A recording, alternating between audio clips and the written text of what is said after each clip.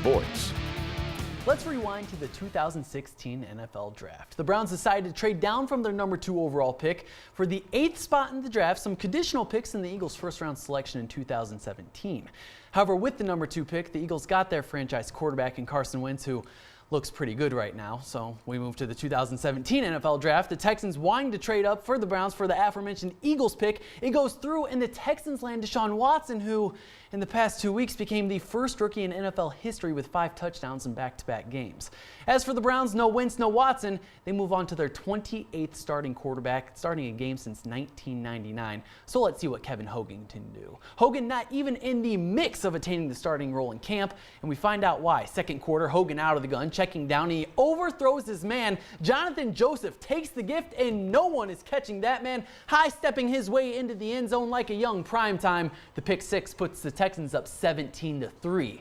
Very next drive, Hogan facing a 3rd and 2. Plenty of time, wanting to go deep, but Dylan Cole grabs himself an INT. He goes down at the 27. Texans showing their dominance early on. Deshaun Watson sending the Ohio State alum Braxton Miller in motion. The Springfield, Ohio native flips into the end zone for his first TD of the season. Texans ahead 24-3. One of the bright spots on the Browns, Myles Garrett. He records a sack. The rookie finishes the day with 5 total tackles. Browns trying to get something going before the half. Now here's Hogan out of the gun looking for the first down, but he's picked off by Joseph again. That's 3 turnovers by Hogan in the first half. Joseph now the all-time leader in interceptions for Houston. We will see if a new team will come out in the second half, but it doesn't happen. Hogan, feeling the pressure in his own end zone, tries to get rid of it, but that's intentional grounding, which results in a safety. The offense clearly not there today, but he does see some life from the Browns defense. Jason McCourty nabbing his 3rd interception of the season. You might as well take it 56 yards to the house. The offense does score with 1:03 left in the 4th,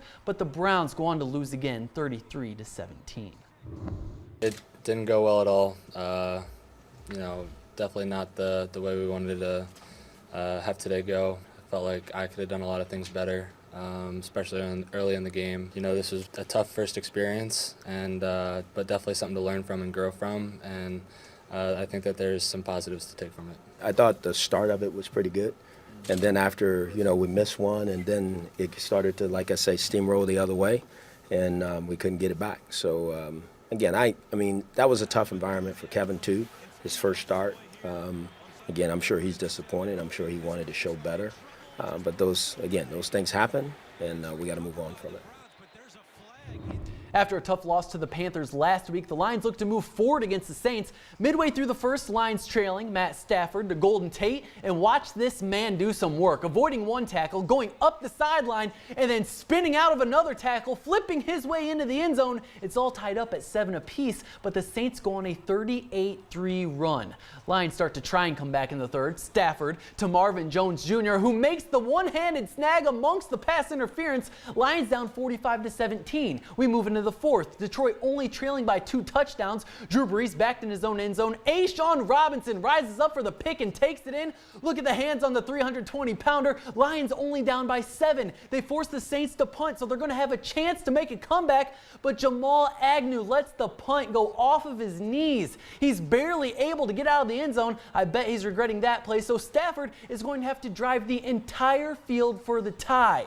But Cameron Jordan, using the good old-fashioned tip drill, that puts the nail in the coffin. The Lions lose 52-38.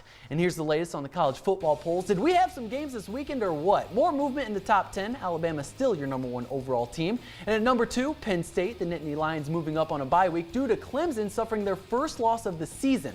The defending national champs fell to Syracuse 27-24. That loss drops Clemson to number 7. Wisconsin climbing 2 rungs up the ladder, making their move to number 5. And with a convincing win over Nebraska, Ohio State sits just outside the top 5, moving up 3 spots to number 6. The only team to beat the Buckeyes this season jumps to the 9th position. Notre Dame moving up the rankings again, the Fighting Irish sitting at 13. Michigan State on the move as well after back-to-back road wins. The Spartans at 18, and finally, after an overtime victory against Indiana, Michigan falls 2 more spots. The Wolverines ranked 19th. A little more football after the break, our play of the week, and some action from Talladega right after this quick timeout.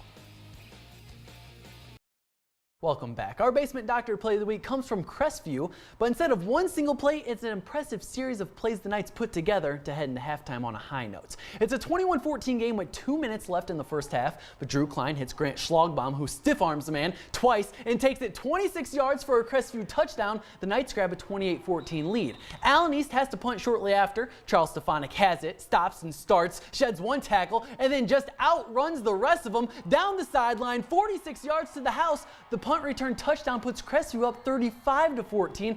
Allen East gets out far enough that they might as well take a shot on the final play of the half, but the ball hangs up and you know a Knight is on the other end. Wade Sheets intercepts it and sets his sights on the far end zone. Sheets sails 85 yards the other way. Crestview scores 3 touchdowns in a minute 38.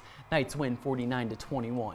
And we end in Alabama. Talladega Super Speedway hosting the Alabama 500. And did things get interesting at the end? Talladega known as a wild card and proving so. With 17 laps to go, Martin Truex Jr. makes some contact with David Reagan. Reagan turns Kurt Busch, and that's where the wrecking began. 17 cars involved, including Kevin Harvick, Kyle Busch, Matt Kenseth, Ricky Stenhouse Jr., and Jimmy Johnson. Everyone is all right, though. With 11 laps to go, more action. Trevor Bayne, Joey Logano, and Ryan Blaney share some contact on the back stretch. That marks the 10th caution of the day. Harvick, with nowhere to go, plows right into Blaney right here. Some extra contact for him. Again, though, everyone is safe. Then with 6 laps to go, Daniel Suarez is in the lead. Chase Elliott gives him a bump, and the 2 cars go hard into the wall. The red flag flies for the 3rd time today. Some serious damage done to the cars, but all drivers are able to walk away, and it comes down to this. On the final lap, Ryan Newman has the lead, but Brett Keselowski takes the high lane and moves to the front. A little bit of contact, but everyone's good. Keselowski pulling away from the field on the backstretch, and Keselowski takes the checkered flag, his 5th win at Talladega, punching his ticket to the round of 8. All right, thanks so much. We'll be right back.